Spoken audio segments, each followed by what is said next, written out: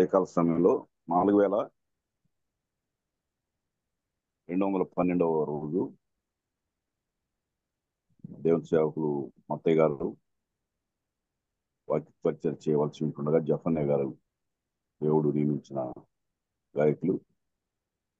మొట్టమొదటిగా మరి ప్రియులు పెద్దలు పాల్ గారు ప్రార్థన చేస్తే జఫన్య గారు పాట పాడతారు. పాలన ప్రార్థన చేయండి పాల్ గారు. అందరికీ వందనాలు. ప్రార్థించుకుందాం. పూజ్యునిడా, మహాగణుడా, మహోన్నతుడా, సర్వాధికారి, మా సృష్టికర్త, మా విమోచకుడు, అన్ని నామముల కన్నా పైన ప్రభు అయిన యేసుక్రీస్తు నామమున ఉదయకాలం ప్రభు అరుణోదయమునే లోకంలోకి వెళ్ళక ముందు మీ ముఖ దర్శనం చేసుకుని మీ పాద సన్నిధిలో మీ దయగల మాటలు విన్నట్టుకు ప్రభు మమ్మల్ని ఈ దినం కూడా సజీవులుగా ఉంచినందుకు స్తోత్రాలు చెల్లిస్తున్నాం. నేను ఓడిసించి దాసులు బోర్నవాసు ఏర్పాటు చేసి జూమ్ ద్వారా నాయన ఈ దినంలో కూడా ప్రభు తండ్రి 4212 దినాలు అనుదిన ఉదయకాలపు నాయన వాక్య ధ్యానం కొరకు మేము వేచి ఉండగా మీ పక్షంగా నిలబడే నీ దాసుడు నడిపిస్తున్న నీ దాసుడు రెడ్డిమణి గారిని బట్టి స్తోత్రాలు. నాయన పాటలు పాడుతున్న నీ దాసుడు జపన్య గారిని బట్టి స్తోత్రాలు. నాయన ఈ విధంగా ప్రభు మీరు గొప్ప దేవుడు, సర్వాధికారి, సృష్టికర్త మీరే. నాయన నీ దాసును బలపరచండి.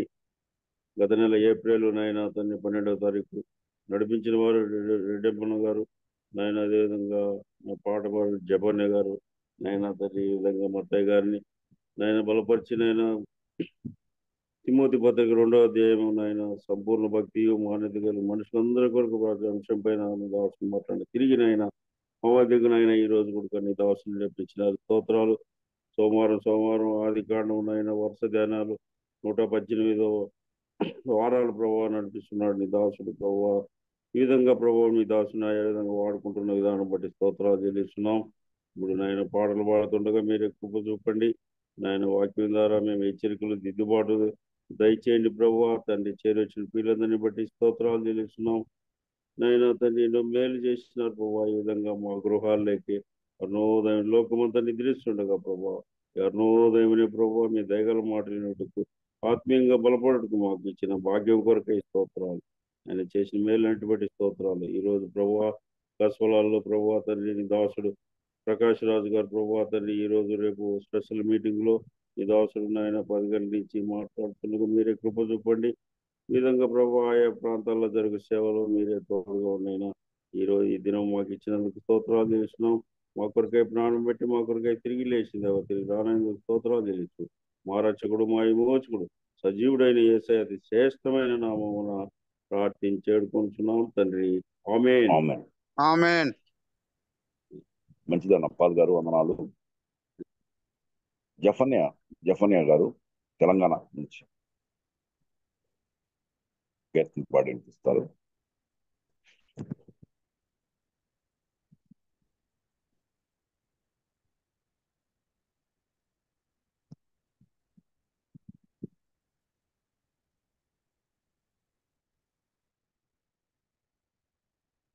జఫన్య గారు ఖమ్మం తెలంగాణ జిల్లా రాష్ట్రం నుంచి. అన్న ఉన్నారా?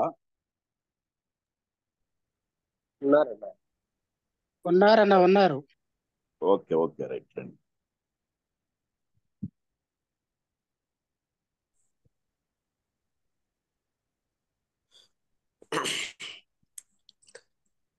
జీవితంలో నీలా ఉండాలని యేసు నాలో ఎంతో ఆసున్నది.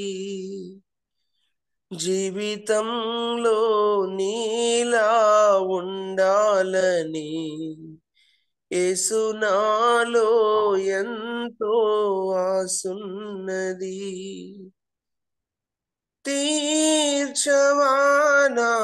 కోరిక చేరితి ప్రభు పాదల చెంత.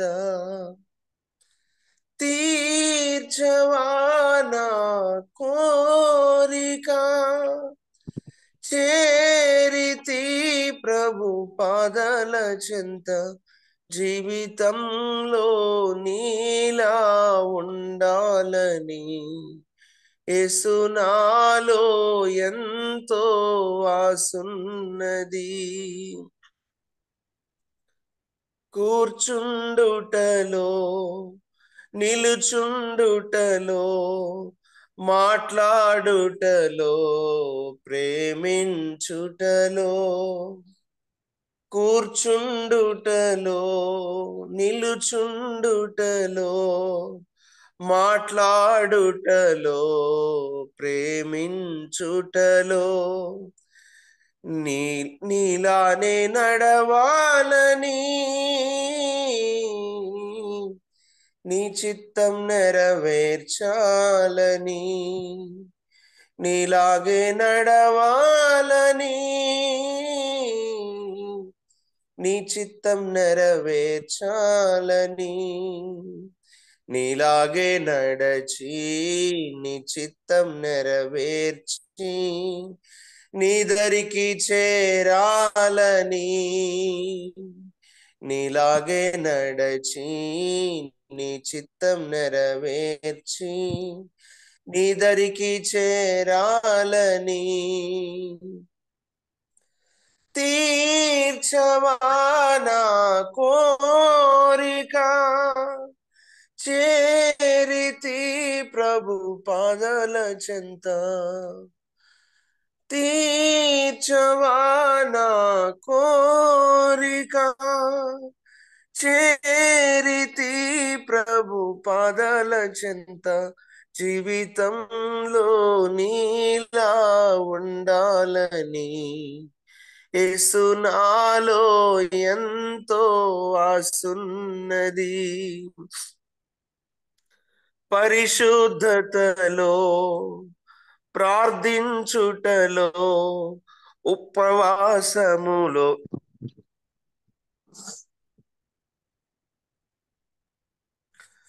పరిశుద్ధతలో ప్రార్థించుటలో ఉపవాసములో ఉపదేశములో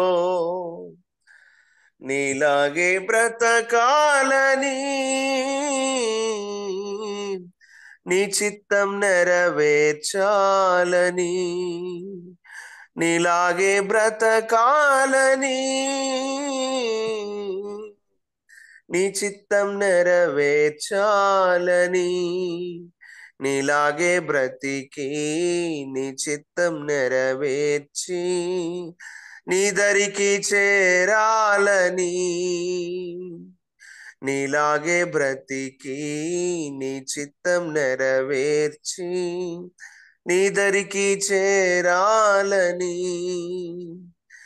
తీర్చవా నా కోరిక చేరితి ప్రభు పాదాల చెంత తీర్చవా నా కోరిక చేరితి ప్రభు పాదాల చెంత జీవితంలో నీలా ఉండాలని యేసు నాలో ఎంతో ఆసున్నది.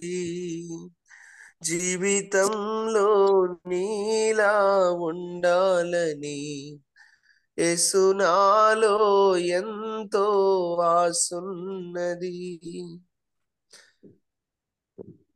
Thank you. చాలా మంచిది. Thank you. ఇంజనపాడు నుంచి మరిదాస్ అన్న గారు ప్రార్థన చేస్తే తర్వాత వాక్యం. అన్న మరిదాస్ అన్న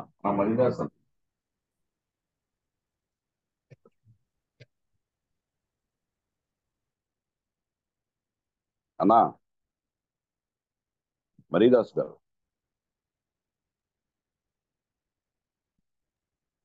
ఉన్నారు అన్మిట్ అవుతారు. ఉన్నారు చూశారు.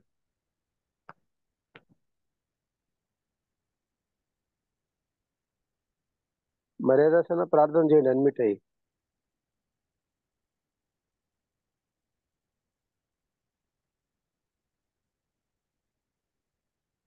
ఇంకో పేరు చెప్పండి అన్న, అన్మిట్. ఓకే అన్న. ఆదినారాయణ గారు అన్న, ఆదినారాయణ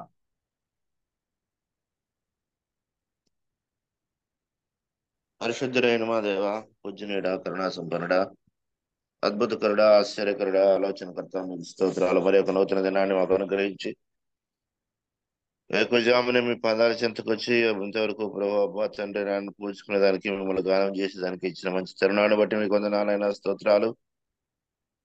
ఈ యొక్క జూమ్ కాన్ఫరెన్స్ లో నా తండ్రి ప్రభా ఇంతవరకు నడిపించిన దేవానికి వందనాలు. ఇది నాయన మీ దాసులు వేంపల్లి నుంచి శిలమత్తయ్య గారు నాయన పడుతుంది మీ సన్నిధిలో లోబడి మీ మాటలు వివరిస్తుండగా అయా దాసుని మీరు మరుగుపరచండి. మాకందరికి మా భక్తి జీవితానికి సరిపోయేటటువంటి అవసరమైన మాటలను మీరు మాతో మాట్లాడమని అడుగుకొని ప్రార్థిస్తున్నాం. అయ్యా మా తండ్రి, ఈ కార్యక్రమం అంతట్లో ఎటువంటి అభ్యంతరాలు లేకుండా, ఆటంకాలు లేకుండా చివరి వరకు సాగిపోయినట్లు కృప చెప్పిన అడుగుకొని ప్రార్థిస్తూ మేమందరము ఆయన మీ మాటలు విని మా ఆత్మీయ జీవితాన్ని బలపరుచుకుంటూ స్థిరపరచుకుంటూ మీ సారూప్యంలోకి మార్చబడినట్టు సహాయం దయచేస్తారని నమ్మి నీకు వందనాలు చెల్లిస్తూ మీ దాసం ద్వారా అయ్యా మాకు అందరికీ ఒక హెచ్చరిక, గద్దెంపు, దీవెన, ఆశీర్వాదం, దిద్దుబాటు దయచేస్తారని నమ్మి నీకు వందనాలు చెల్లిస్తూ మీ దాసుని మీ పనిముట్టుగా అయ్యా మరి తండ్రి వాడుకొని మీ దాసుని నోట్లో మీ మాటలు ఉంచి మిమ్మల్ని మీరు మహింపరచుకోమని యేసు ప్రభుల వారి పరిశుద్ధమైన నామాన్ని బట్టి స్తుతించి ప్రార్థించి దీని మనసు అడిగి వేడుకుంటున్నాం తండ్రి. ఆమేన్. ఆమేన్. ఆమేన్. మంచిదన్నా ప్రార్థన చేసిన ఆయన నాన్నగారికి వాక్యం కొరకు ప్రత్యేకమైన వందనాలు. మరి దేవుని దాసులు శీలమ్మత్తయ్య గారు చక్కని వాక్య సందేశాన్ని వినడానికి ప్రభు సహాయం చేయడానికి కనుక ప్రార్థన చేసిన తీరు కూడా ప్రత్యేకమైన వందనాలు తెలియజేసుకుంటూ దేవుని దాసులు మత్తయ్య గారిని వాక్య పరిచయం చేయవలసిందిగా ప్రభు అనుకుంటున్నాను. అన్నా మత్తయ్య అన్న వందనాలు. వందనాలు బ్రదర్. థ్యాంక్ యూ అన్న. ఓకే, రైట్, మంచిది. 6 గంటల దాకా మీ సమయం మాట్లాడు.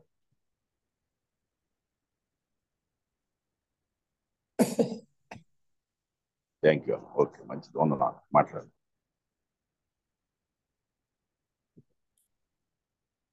ప్రభునందు సోదరి సోదరులకు యేసుక్రీస్తు వారి పేరిట ప్రేమపూర్వక వందనములు తెలియజేస్తుంటున్నాను. మనము దేవుని పరిశుద్ధ గ్రంథంలో ముందుగా ఒక వాక్యం చదువుకుందాం. కీర్తనలు 3వ కీర్తనలో ఒక వాక్యం చదువు.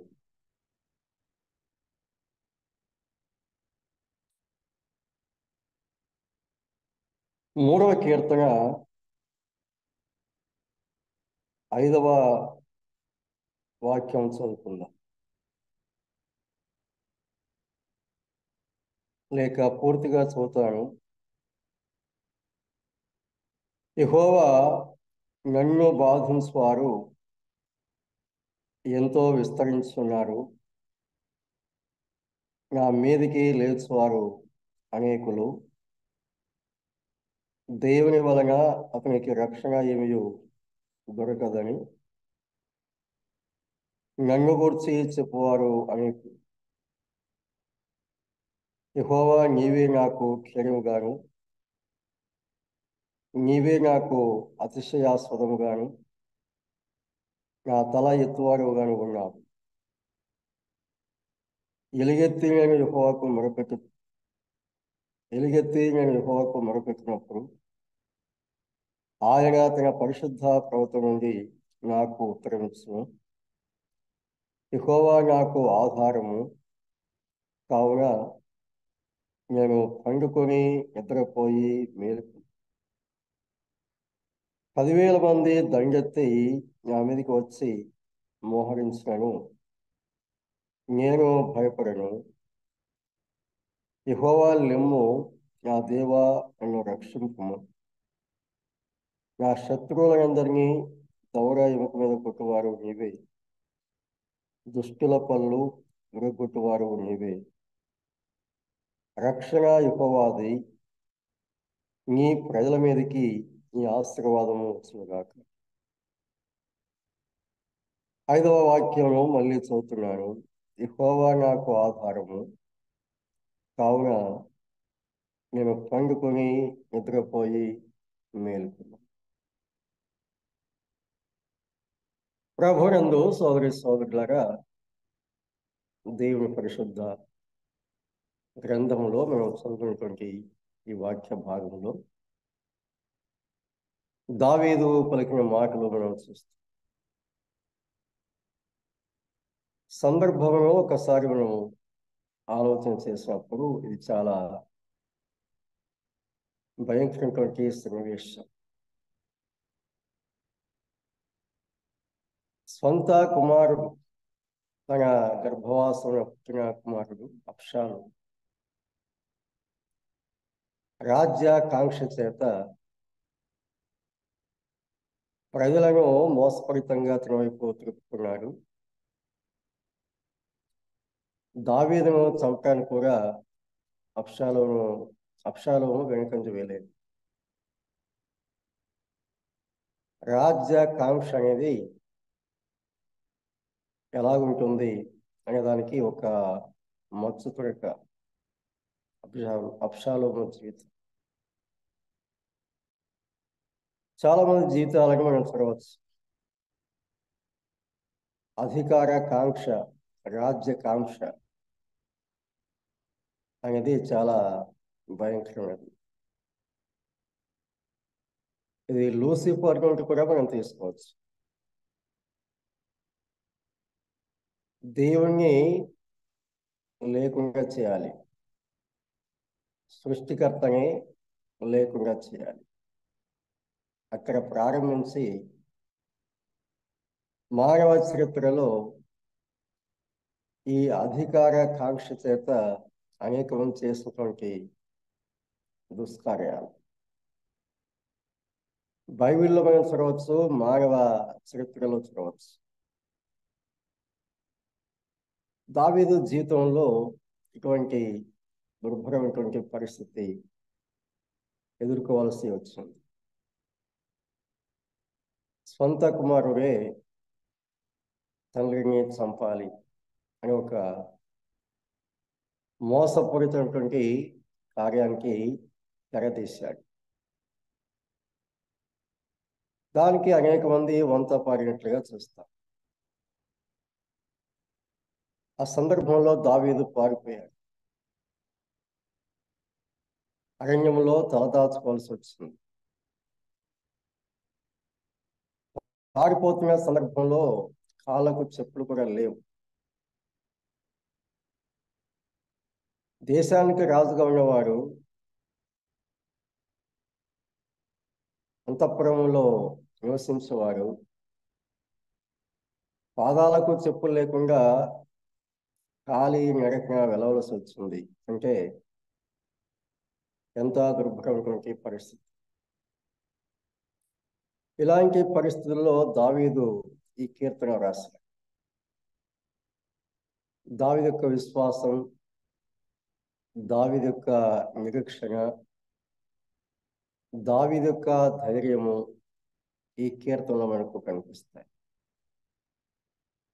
5వ వచనంలో మనం చూసినప్పుడు ఎవరిని ఆధారం చేసుకున్నాడు? యెహోవా నాకు ఆధారము, యెహోవా నాకు ఆధారం. మన జీవితాల్లో ఏదైనా సమస్య వచ్చినప్పుడు వెంటనే మన ఆలోచన ఎటువైపు వెళ్తుంది అంటే, మన సమస్య పరిష్కరించడాలంటే ఎవరు మనకు సహాయం చేస్తారు? బంధువులు, స్నేహితులు, లేక అధికారులు. ఎవరు ఈ సమస్యకు పరిష్కారం చేయగలరు అని మానవుల మీదకి మన దృష్టి వెళ్ళిపోతుంది. మానవుల మీదకి మన దృష్టి వెళ్ళిపోతుంది. ఇది మన స్వభావం, మన నైజం. ఎవరు సహాయం చేస్తారు? కానీ దావీదు అలా చేయలేదు. సేనాధిపతులను సంప్రదించలేదు, లేక అధికారులను పిలిపించి సమాలోచన చేయలేదు. ఉన్న పలంగా అంతఃపురాన్ని విడిచిపెట్టి వెళ్ళిపోవాల్సి వచ్చింది. ఏ కొంచెం ఆలోచన చేసినా, ఆలస్యం చేసినా సంగతి అంతా ప్రతికూలంగా ఉంటుంది. అందుచేత ఉన్నపలంగా పారిపోయాడు. ఆ సందర్భంలో రాస్తున్నాడు, యెహోవా నాకు ఆధారము. ఆ మాట చెప్పడమే కాదు, ఎంత నిశ్చింతగా, నిర్భయంగా, నిరీక్షణ కలిగి ఈ మాటలు రాస్తారో ఆ క్రింది భాగంలో మనం చూడవచ్చు. అక్కడ ఏమన్నాడు అంటే 6వ వచనంలో లేక 5వ వచనం 2వ భాగంలో, కావున నేను పండుకొని నిద్రపోయి మేలుకున్నాను. నేను పండుకొని నిద్రపోయి మేలుకుంటాను.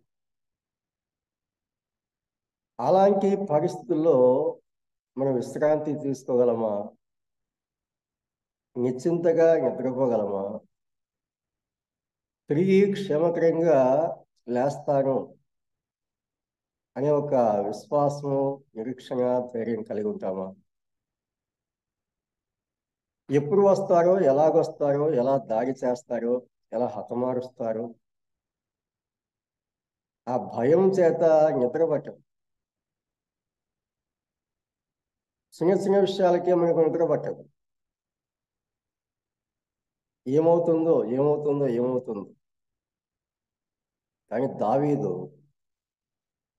అటువంటి పరిస్థితులు కూడా నేను పండుకుంటాను, నిద్రపోతాను, మరలా మేలుకుంటాను. నిశ్చింత అనేది అక్కడ కనిపిస్తుంది, నిబ్రము అనేది కనిపిస్తుంది, నిరీక్షణ కనిపిస్తుంది. ఎందుకంటే యెహోవా నాకు ఆధారం. మన జీవితాల్లో మనకు ఆధారం ఎవరు? దేవుని పరిశుద్ధ గ్రంథంలో కొన్ని సంగతులు మనం గమనిస్తాము.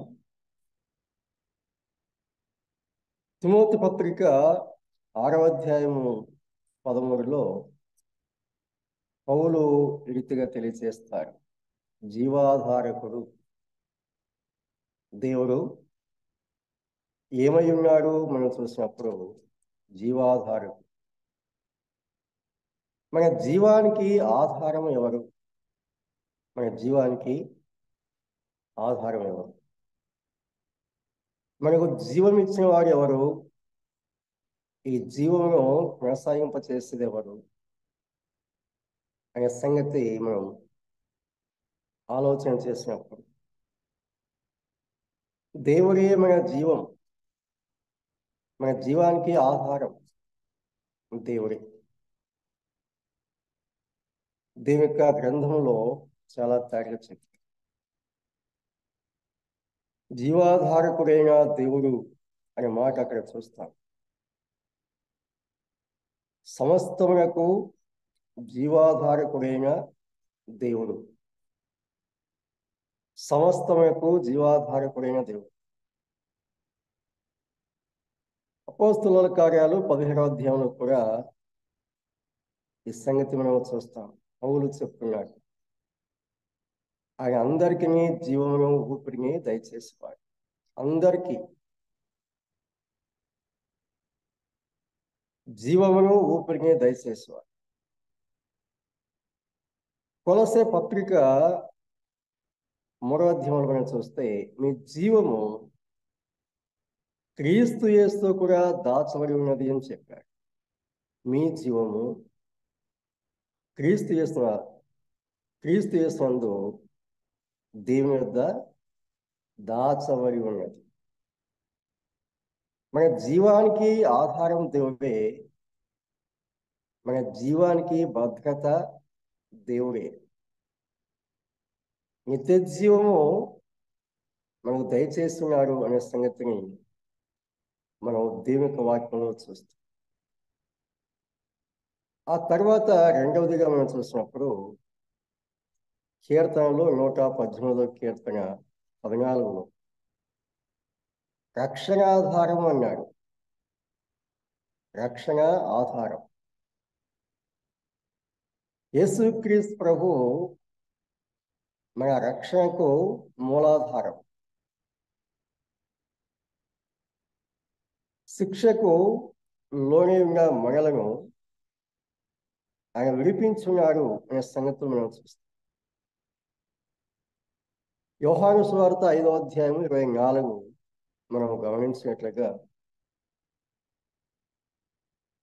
నా మాట విని నన్ను పంపిన వారి యందు విశ్వాసం ఉంచువారు నిత్య జీవం కలవారు, వారు తీర్పులోనికి రాక మరణములో నుండి జీవంలోనికి దాటి ఉన్నారు అని మీతో నిశ్చయంగా చెప్పుతున్నాను. హెబ్రీ పత్రిక 2:14 జీవితకాలం అంతయు మరణ భయం చేత దాస్యమునకు లోబడిన వారిని విడిపించక ఆయన కూడా రక్తమాంసములలో పాలువారయ్యారు. యోహాను సువార్త 3:16 మనకు బాగా తెలిసిన నశింపక నిత్య జీవం పొందినట్లు. మన జీవాధారము, మన రక్షణాధారం యేసుక్రీస్తు ప్రభువే. శిక్ష నుండి తప్పించిన వాడు, రక్షణ దయచేసిన వాడు. ఇంత గొప్ప రక్షణ హెబ్రీ పత్రిక 2:3 చూస్తాం.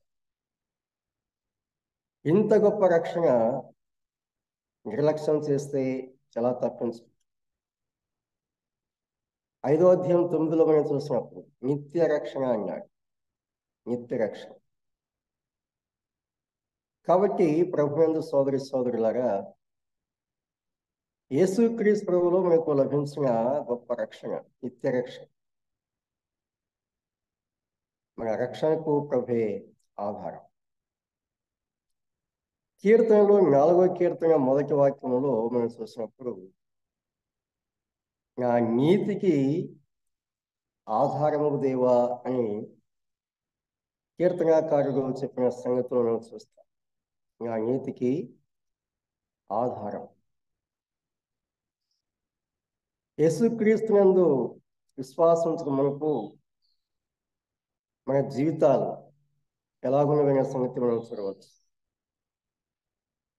స్వనీతి పరులుగా జీవించిన వారం, లేక దుర్నీతి పరులుగా జీవించిన వారం. అయితే యేసుక్రీస్తునందు విశ్వాసం ద్వారా దేవుడు మనకు తన నీతిని దయచేసి ఉన్నాడు. దైవ నీతి. రోమాపత్రిక 3వ అధ్యాయం 24 ఈ మాట చూస్తాం.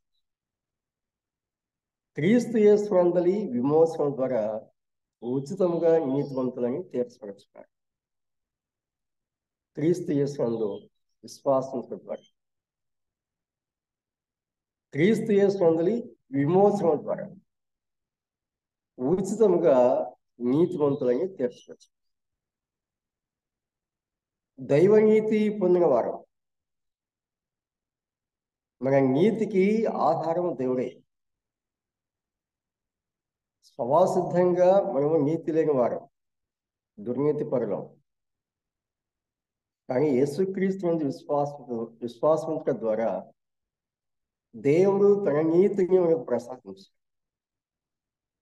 ఆదికాండము 15:6 చెప్పినట్లుగా, అతడు దేవుని నమ్మెను. అబ్రహాము దేవుని నమ్మెను, అది అతనికి నీతిగా ఎంచబడెను. దేవుని విశ్వాసం ద్వారా దైవ నీతి దేవుడు మనకు దయచేశాడు. అబ్రహాముకు దయచేశాడు, మనకు దయచేశాడు. నీతియుక్తమైనటువంటి జీవితాలు మనం జీవించాలి అని దేవుని యొక్క వాక్యంలో మనం చూస్తాం. తర్వాత సామెతలు 8వ అధ్యాయం 14 మనం చూసినప్పుడు, జ్ఞానాధారము నేనే అని చెప్పి, జ్ఞానాధారము నేనే. జ్ఞానము ఎవరో దేవుని యొక్క వాక్యంలో మనం చూస్తున్నాం. పురింది 1వ పత్రిక 1వ అధ్యాయము 24వ వచనము, అలాగే 31వ వచనంలో మనం చూసినప్పుడు, యేసుక్రీస్తు ప్రభువు జ్ఞానమై ఉన్నారు అనే సంగతి మనం చూస్తున్నాం. యేసుక్రీస్తు ప్రభువు జ్ఞానమై ఉన్నారు.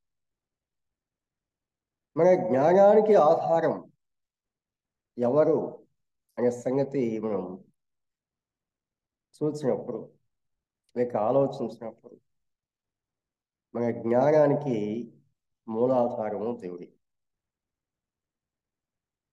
లోకంలో జ్ఞానులు ఉన్నారు. అయితే లోక జ్ఞానము దేవుని యొక్క దృష్టికి విరుద్ధం.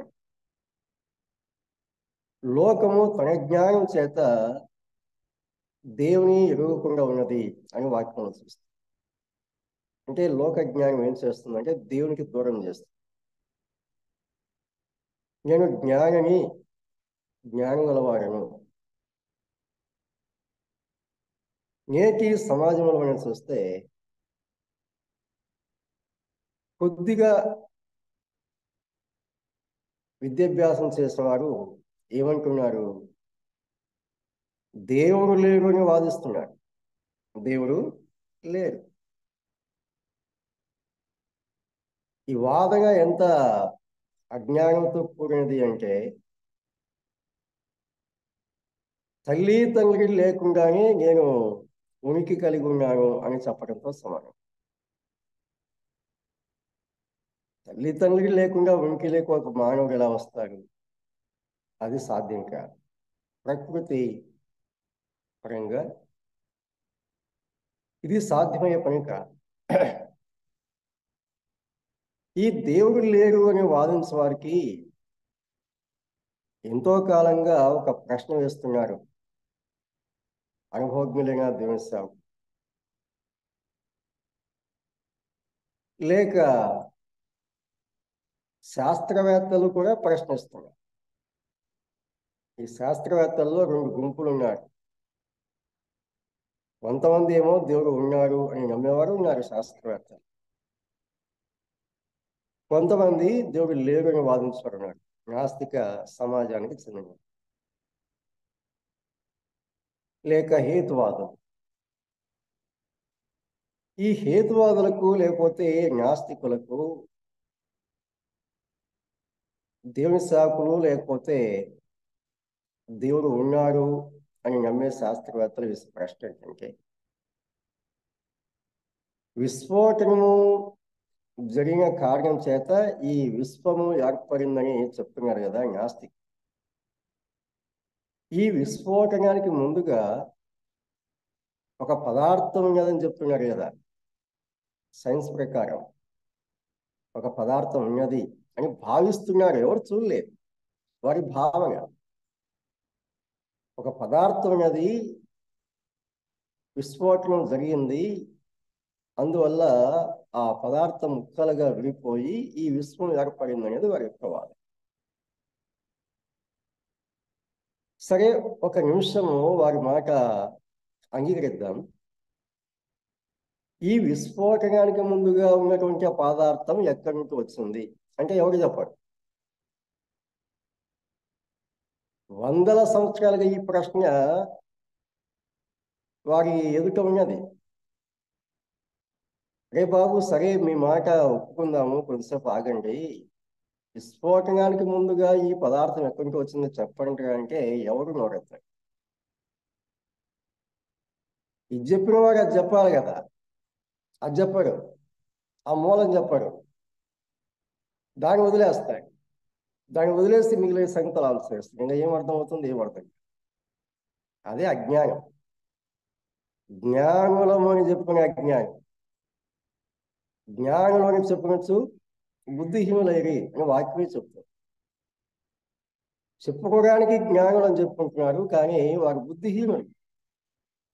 ఆ సంగతులు మనము దేవుని వాక్యంలో చూస్తాం. ఆమె జ్ఞానులు అని చెప్పవచ్చు బుద్ధిహీనులైరి, వారి అవివేక హృదయం అంధకారమై అని చెప్పారు. కాబట్టి ఈ నాస్తికులు కానీ హేతువాదులు కానీ వారి వాదాలకు మూలమైనటువంటి ఆ సమస్యకు పరిష్కారం వారికి తెలియదు. ఊహాజనితమైనటువంటి సంగతులు వారు బోధిస్తారు. అంతేకాని రుజువుతో కూడిన సంగతులు వారు ఎప్పుడు కూడా చెప్పడానికి వారికి అవకాశం. దేవుని యొక్క వాక్యంలో చూసినప్పుడు జ్ఞానాధారం నిర్ణయించారు. అక్కడ జ్ఞానం ఎలాంటిదంటే అపరిమితమైనదని చెప్పాడు. జ్ఞానమునకు ఆయన మితివు లేని వారు అని మనం పాటు ఒక అపరమేధావి చెప్పిన సంగతులు గతంలో కూడా నేను జ్ఞాపకం చేశాను. దేవుడు మరొకరి చోట అంటే మరొకరితో ఆయన తన ఆలోచన పంచుకున్నారు, మరొకరి ద్వారా కొంత జ్ఞానం పొందారు అని ఒక అపరమేధావి బోధించిన బోధ గతంలో నేను మీకు జ్ఞాపకం చేశాను. యెషయా మనం చూసినప్పుడు 40 అధ్యాయంలో ఆయనకు మంత్రి అయ్యి ఆయనకు ఆలోచన చెప్పిన వాడు ఎవరు అని ప్రశ్నించాడు.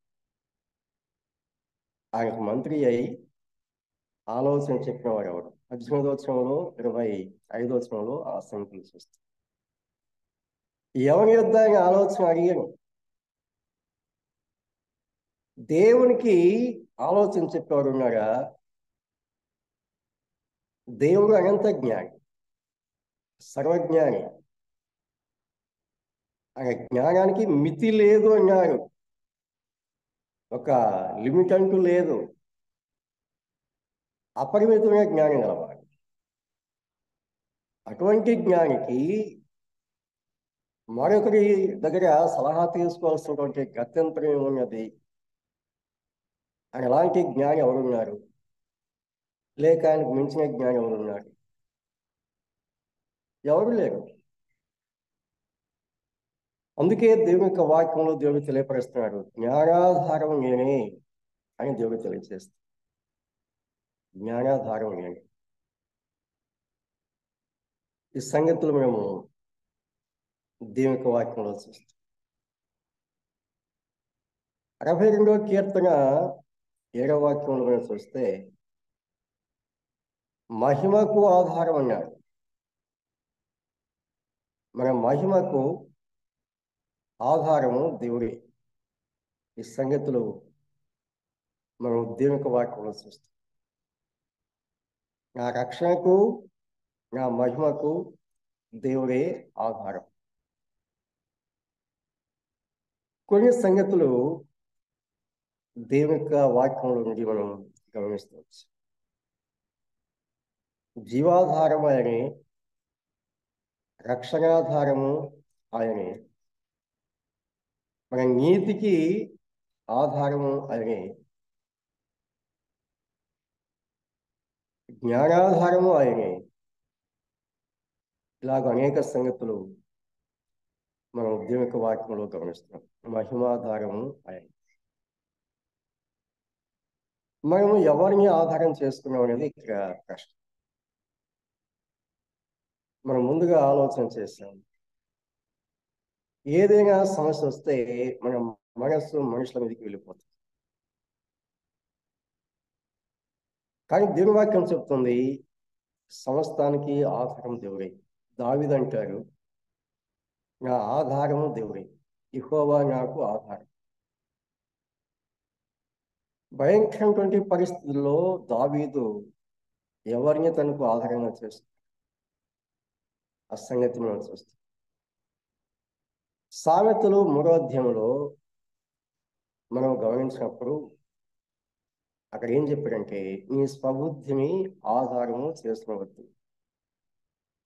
నీ స్వబుద్ధిని ఆధారం చేసుకోవద్దని చెప్పాడు. స్వబుద్ధి అనేక సార్లు మన మీద మనం ఆధారపడతాం. నేను దీన్ని చేయగలను,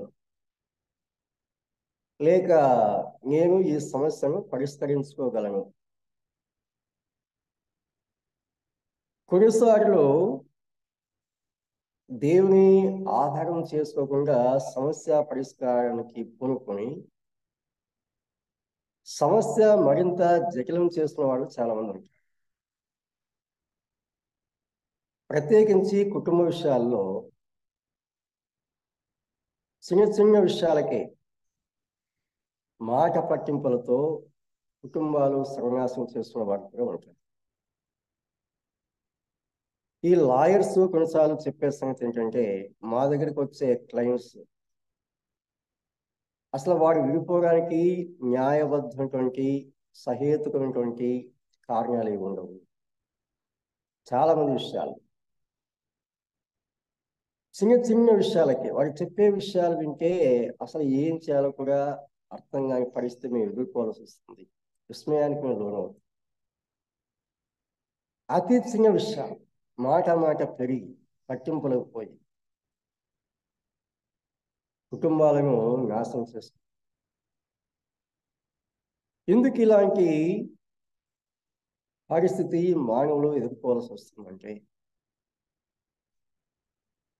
దేవుని ఆహారం చేసుకోకపోవటం, దేవుని యొక్క ఆలోచన వారు తీసుకోకపోవడం. మన కౌన్సిలరు మన ప్రభువే. దేవుని వాక్యం చెప్తుంది, ఆలోచనకర్త. ఆలోచనకర్త ఎవరు? ప్రభువే. ఆయన దగ్గరికి వస్తే సలహా అడిగితే ఆయన చక్కని సలహా ఇస్తాడు. అయితే మనం లోబడాలి. మనం లోబడకపోతే నష్టం. కాబట్టి ఆయన ఎద్దుకు వెళ్తే పరిష్కారం లభిస్తుంది.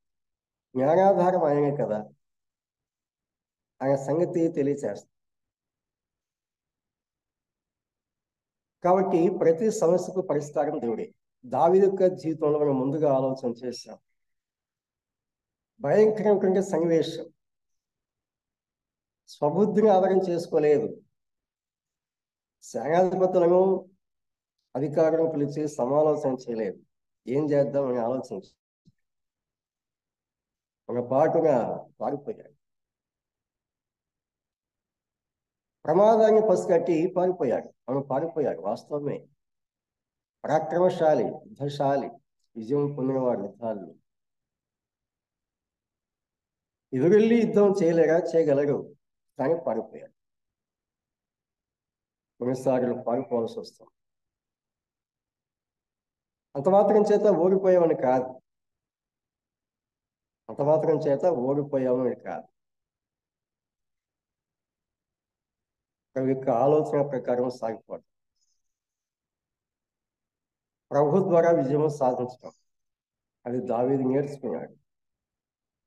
ఆ సంగతిలో చూస్తాం. స్వబుద్ధిని ఆదరణ చేసుకున్నాడు అని దీని వాక్యం చెప్తాం. ఇర్మియా గ్రంథము 17లో మనం చూస్తే 5వ వచనంలో, శరీరులను తనకు ఆహారం చేసిన వాడు శాపగ్రస్తుడని చెప్పాడు. శరీరులను తనకు ఆధారంగా చేసిన వాడు శాపగ్రస్తుడు. కాబట్టి స్వబుద్ధిని ఆదరణ చేసుకోకూడదు, మనుషులను ఆదరణ చేసుకోకూడదు. దేవుడైన ఆధారం అని దేవుడు తెలియపరుస్తున్నాడు, దావీదు తెలియపరుస్తున్నాడు. కాబట్టి మనం ఎవరి మీద ఆనుకుంటున్నాం, ఎవరి మీద ఆధారపడుతున్నాం? పరమగీతంలో మనం చూసినప్పుడు సంఘము తన ప్రియుని మీద ఆనుకుని వస్తున్నదని చెప్పారు. తన ప్రియుని మీద ఆనుకుని అరణ్య మార్గం వచ్చినది ఎవతే అనే ప్రశ్న మనం చూస్తాం. అరణ్య ప్రయాణంలో ఎండల తీవ్రత, వడగాలి, వర్షం, దొంగల భయం, క్రూర మృగాల భయం, విషసర్పాల భయం, సరికాని మార్గం, కానీ సురక్షితంగా ప్రయాణం. రాత్రి వేళ అయినా, పగటి వేళ అయినా, లోయలైనా, కొండలైనా, కరువు మార్గాలైనా, ముళ్ళతుప్పలైనా, ఆ విపత్కర పరిస్థితుల్లో ఆమె ఎటువంటి జంకు లేకుండా, భీతి లేకుండా నిశ్చింతగా ప్రయాణం సాగిస్తున్నది. కారణం ఏమిటంటే తన ప్రియుని మీద ఆనుకున్నది. ఎవరి మీద? తన ప్రియుడు, తన ప్రియుని మీద ఆనుకున్నది. కాబట్టి రాత్రైనా భయం లేదు, దొంగలైనా భయం లేదు, లోయలైనా భయం లేదు, కరుపు మార్గాలైనా భయం లేదు, ముళ్ళతుప్పలైనా భయం లేదు, ఎండల తీవ్రత, వడగాలి లేక తుఫాను, కారుమేఘాలు ఏవి కూడా ఆమెను భయపెట్టలేదు, ఆమె భయపడలేదు. ఎందుకంటే తన ప్రియుడు ఇటువంటి వాడు ఆమెకు తెలుసు. ఎంత బలవంతుడో, ఎంత శక్తివంతుడో, ఎటువంటి పరిస్థితులైనా అపాయం రాకుండా సురక్షితంగా గమ్యం చేర్చగలరు, అంతఃపురంలో చేర్చగలరు, సౌఖ్యాన్ని ఇవ్వగలరు అనే నమ్మిక ఆమెలో ఉన్నది. కాబట్టి నిశ్చింతగా ఆమె ఉన్నారు, మన ప్రియుని మీద ఆనుకున్నాం. మనం ఎవరి మీద ఆనుకుంటున్నాం, దేని మీద ఆనుకుంటున్నాం? మన స్వంత శక్తి మీద, స్వంత జ్ఞానం మీద, డబ్బు మీద, బలం మీద, బలగం మీద, అధికారం మీద, విద్య మీద, ఇంకెన్నో లోకపరంగా ఏమున్నాయో వాటి మీద మనం ఆధారపడతాం. దౌర్భాగ్యమైన స్థితి. అది ఒక విశ్వాసకి ఉండవలసిన లక్ష్యమే కాదు. ఒక విశ్వాస యొక్క విధానం అది కానే కాదు. అందుచేతనే మేము చాలా నష్టపోతాం. ప్రభునందు సోదరి సోదరులారా, మన సమస్తానికి దేవుడే ఆధారం.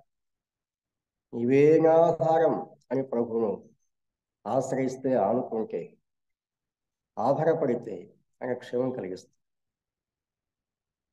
కాబట్టి ప్రభు మీద ఆనుకుని ఆధారపడి మన విశ్వాస యాత్ర జీవితంలో ఈ లోకయాత్రలు కష్టాలైనా, నష్టాలైనా, వ్యాధులైనా, బాధలైనా, లేక మరణమైనా ప్రభు మీద ఆనుకొని నిశ్చింతగా మన విశ్వాసయాత్రలు ముందుకు సాగిపోవాలని దేవుడు తన వాక్యం కూడా తెలియపరుస్తున్నాడు. ప్రభు ఈ మాటలు మనందరి క్షమార్థమై, దీని యొక్క మహిమార్థమై దీవించి స్థిరపరిచి ఫలింపచును గాక. ప్రభు పేట అందరికీ వందనాలు తెలియజేస్తున్నాను. అన్నా వందనాలు. వందనాలు పేట.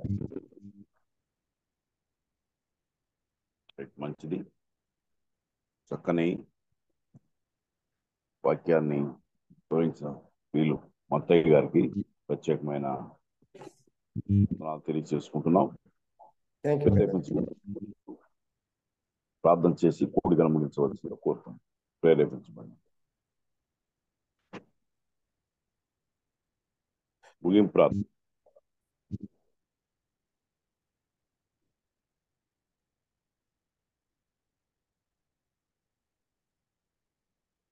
పరిశుద్ధుడైన ప్రేమగల మా యేసు ప్రభువా,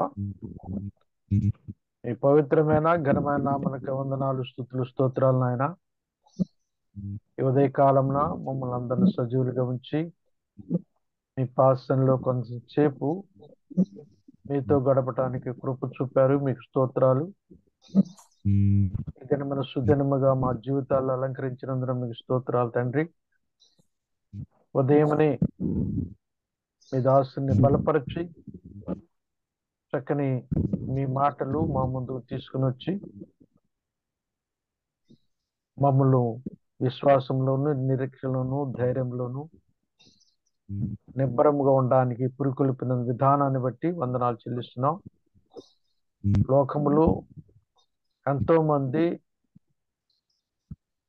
ఎన్నో వాటి మీద ఆధారపడుతుండగా మీరు మా దేవుడు అయిన, మా రక్షకుడు అయిన మీ మీద ఆధారపట్టుకు మాకు మార్గం సిద్ధపరిచి మాకు అనుగ్రహించిన విధానాన్ని బట్టి వందనాలు.